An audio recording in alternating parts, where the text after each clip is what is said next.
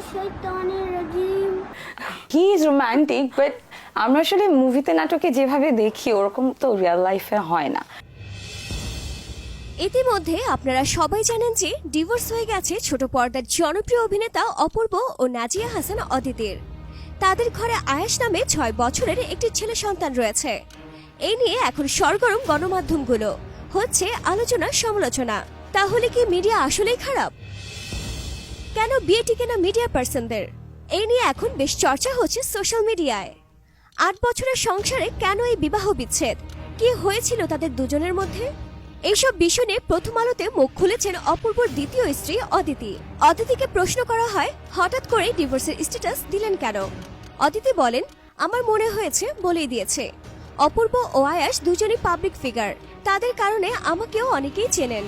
এই মুহূর্তে এসে আমার মনে হয়েছে বিচ্ছেদের বিষয়টি সবাইকে জানানো উচিত, তা না হলে এটি হিপোক্রেসি হয়ে যাবে। বিচ্ছেদ হয়ে যাওয়ার পরও আমাকে সবাই ভাবি বলে সম্বোধন করেন, এটি ভালো লাগে না।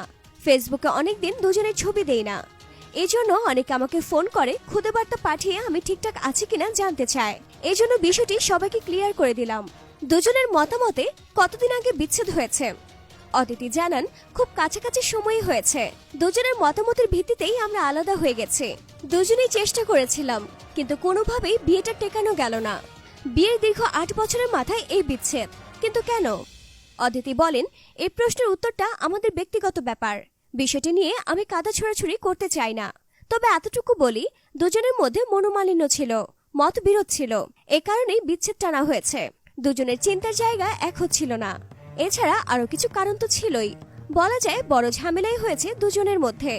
তবে সে আমার বাচ্চার বাবা, তাকে আমি ছোট করতে চাই না। কাউকে ছোট করে কেউ কখনো বড় হতে পারে না। তাছাড়া আমি তো অপূর্বকে অস্বীকার করব না, দেয়ালে পিঠ থেকে গেলেও না।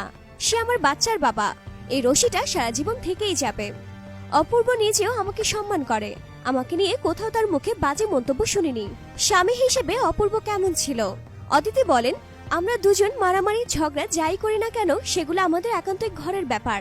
কিন্তু অপূর্ব বাংলাদেশের ছোট পর্দার প্রথম সারির জনপ্রিয় তারকা। বাংলাদেশের মানুষ তাকে যে পরিমাণ ভালোবাসে সেটা ব্যক্তিগত কারণে কেড়ে নিতে পারি না। ভালো অভিনয় করাটা তার একটি গুণ, এত বড় গুণ তো অস্বীকার করা যাবে না। সবাই তো আর তারকা হতে পারে না, তবে সব মানুষেরই ভালো মন্দ দিক থাকে। তবে সে অসম্ভব মেধাবী, মানুষ হিসেবেও দারুণ। কখন বুঝলেন যে দুজন একসঙ্গে থাকা সম্ভব নয়? অদিতি বলেন, সত্যি কথা কি, শুধু আমি একা না, দুজনেই খুব চেষ্টা করেছি একসঙ্গে থাকতে, কিন্তু হলো না। একটা সময় বুঝলাম দুজন আলাদা হয়ে গেলে আমাদের মধ্যে সুসম্পর্কটা টিকে থাকবে, দুজনের সম্মানও বজায় থাকবে। এতে আমাদের সন্তান আয়াসও ভালো থাকবে। কারণ মনোমালিন্য নিয়ে সংসার করলে আমাদের সন্তানের জন্য খারাপ হতো। সমস্যাটা কতদিনের? এই প্রশ্নের জবাবে অদিতি বলেন, অবশ্যই মাঝে বেশ সময় গেছে। এসব তো আর একদিনে হয় না, কেউ একদিনে পট করে ডিভোর্সের মতো সিদ্ধান্ত নেয় না। তাছাড়া আমরা দুজন তো বড় হয়েছে, মাঝে 8টি বছর গেছে। এই বয়সে এসে সাধারণত এমন ঘটনা ঘটে না, কিন্তু কোনোভাবেই আমাদের সমঝোতা হচ্ছিল না। এই সমস্যার পেছনে কোনো তৃতীয় পক্ষ ছিল কি? অদিতি বলেন, না, এ ব্যাপারে কিছুই বলবো না, আর কোনো তৃতীয় পক্ষ ছিল না। এটা আমাদের দুজনের ব্যক্তিগত সমস্যা থেকে হয়েছে, দুজনের মধ্যে মনোমালিন্য থেকেই হয়েছে। অপূর্বর সঙ্গে শেষ দেখা কবে হয়েছে? অদিতি বলেন, প্রায়ই দেখা হয়। আমাদের দুজনের মধ্যে তো মারামারি গালাগালি নেই।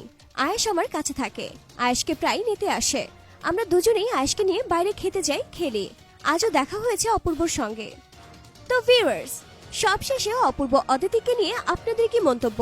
নিচে কমেন্টস করে লিখে জানাতে পারেন আপনার মূল্যবান মতামত। ডিয়ার ভিউয়ার্স, এমন আরো ভিডিও পেতে আমাদের পেজে লাইক দিয়ে ফলো থেকে সি ফার্স্ট দিয়ে রাখুন।